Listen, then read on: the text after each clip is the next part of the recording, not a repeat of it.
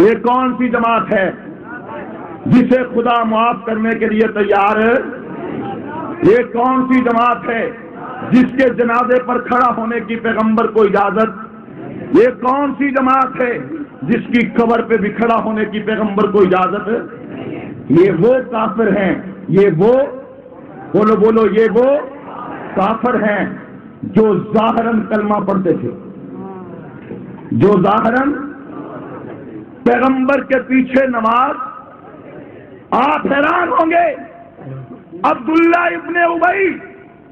جس کی جنازہ کی نماز کے پڑھنے کے موقع پر یہ آیات نازل ہوئی، اس نے مرنے سے پہلے اپنے بیٹے کو بھیجا، جائیے پیغمبر کے پاس،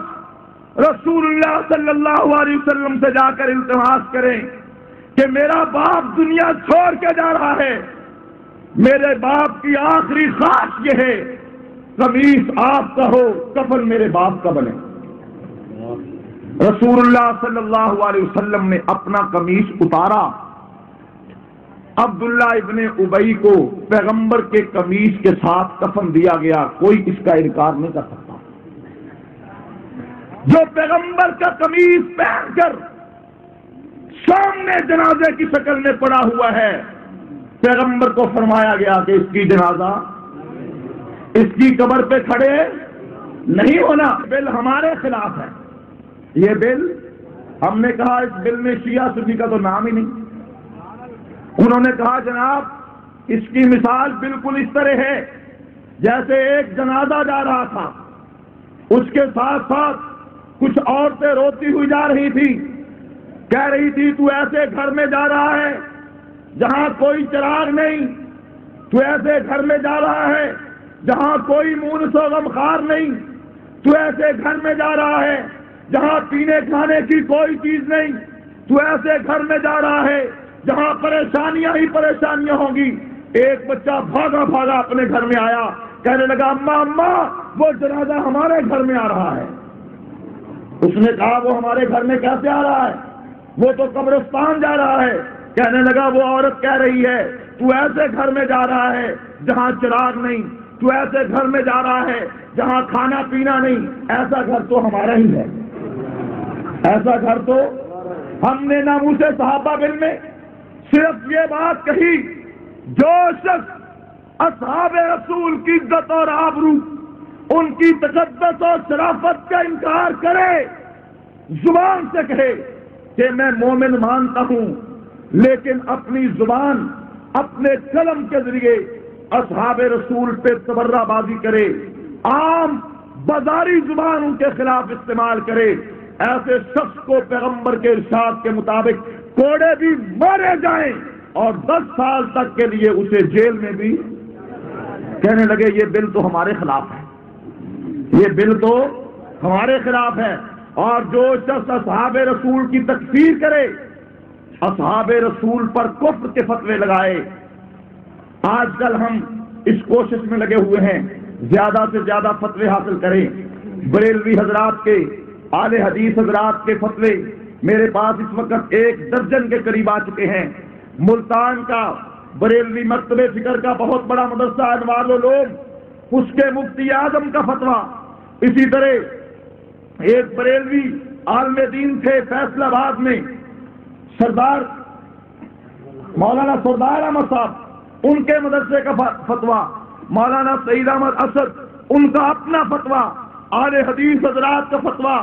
سب اس بات پر اتفاق کر چکے ہیں جو شخص اصحاب رسول کی تکفیر کرے یا شیخین کو گالی دے، اس شخص کا اپنا ایمان نہیں۔ اگر وہ پہلے ایمان کا اظہار کرتا تھا، اب وہ شخص زندیق ہے، مرتد ہے، اور اس کی سزا سوائے قتل کے کوئی دوسری سزا نہیں ہے۔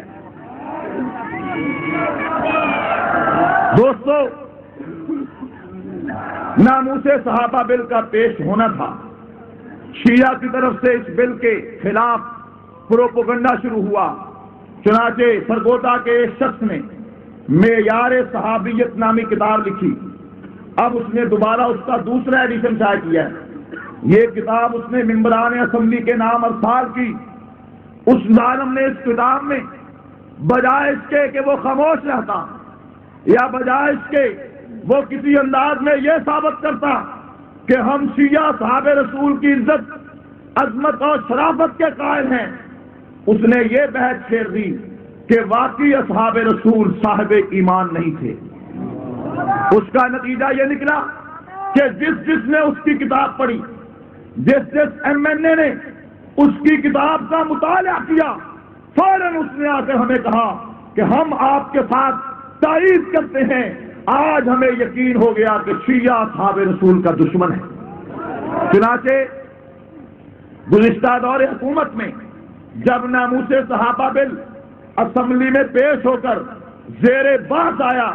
کچھ لوگوں نے مخالفت کی، ہم نے ان کے جوابات دیے، ان کے اعتراضات کا شافی کافی انداز میں حل پیش کیا۔ اس کے بعد سپیکر اسمبلی نے کہا جتنے لوگ اس کی فیور میں ہیں وہ ہاں کہیں، جتنے ممبران اس کی مخالفت میں ہیں وہ نہ کریں۔ جب ہاں کی باری آئی تو پوری قومی اسمبلی سے ایک آواز تھی کہ ہاں اس بل کو پاس ہونا چاہیے۔ جب نہ کی باری آئی تو ایک طرف سے ایک آواز آئی نہ۔ جب میں نے اٹھ کر اس آدمی کا چہرہ دیکھا تو وہ مسلمان نہیں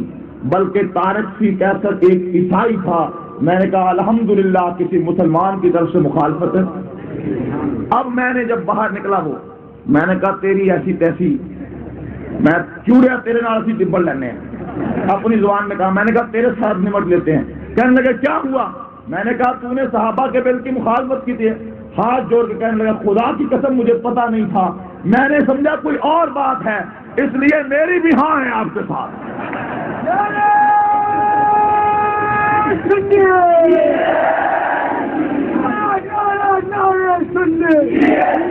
دوستو ابھی ہم نے اسمبلی میں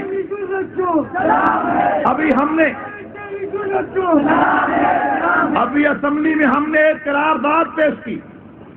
جس قرارداد میں یہ مطالبہ کیا گیا ہے کہ خلفائے راشدین کے ایام ہائے وفات و شہادت پر پاکستان بھر میں تعطیل ہونا چاہیے۔ آپ حیران ہوں گے، اس ہماری قرارداد پر پیش ہونے سے پہلے پیپلز پارٹی کے ذمہ دار ممبران، مسلم لیگ کے عباس شریف نواز شریف کا بھائی، اعجاز الحق، شیخ رشید، جاوید ہاشمی، نواز کھوکر صابر ڈپٹی سپیکر، یہاں تک محمود خان اچکزئی، افتخار گیلانی، اسفندیار ولی، نواب زادہ نصر اللہ خان، ان لوگوں نے ہماری اس قرارداد کی تائید میں آج ہی میرے ساتھ میری طرح موور ہو کر، میری سطح محرک ہو کر اس قرارداد پہ دستخط کر کے یہ قرارداد اسمبلی میں پیش کی کہ اصحاب رسول کے ایام ہائے وفات و شہادت پر چھٹی تو سپیکر کے پاس یہ پہنچی، مجھے انہوں نے بلا کر کہا پہلے پاکستان میں 25-26 چھٹیاں ہیں، 4 یہ ہو جائیں گی تو اتنی چھٹیاں ہو جائیں گی۔ میں نے کہا ابھی کیوں گھبراتے ہو، ابھی تو ہمارے عشرہ مبشرہ کی باری ہے، ابھی کیوں گھبراتے ہو، ابھی تو سید الشہداء کے ڈیٹ کی بھی باری ہے، ابھی کیوں گھبراتے ہو، ابھی تو انشاءاللہ العزیز حضرت معاویہ کے یوم پر بھی ہمارا مطالبہ ہے۔ کہنے لگے اتنی چھٹیاں ہو جائیں گی۔ میں نے کہا پھر ساری ختم کر دو، یا ساری چھٹیاں ختم یا خلفائے راشدین کے ایام پر بھی سرکاری تعطیل ہونی چاہیے۔ ریڈیو ٹی وی پر اصحاب رسول کی عزت اور عظمت کے ڈنکے بجائے جائیں گے۔ اور دوستو اب آپ دیکھ رہے ہیں کہ وہ ریڈیو ٹی وی جو کبھی کسی قوم کے لیے مختص ہو کر رہ گیا تھا، آج اس ریڈیو ٹی وی پر اصحاب رسول کے پروانوں کو، اصحاب رسول کے جانساروں کو وقت مل رہا ہے یا نہیں مل رہا؟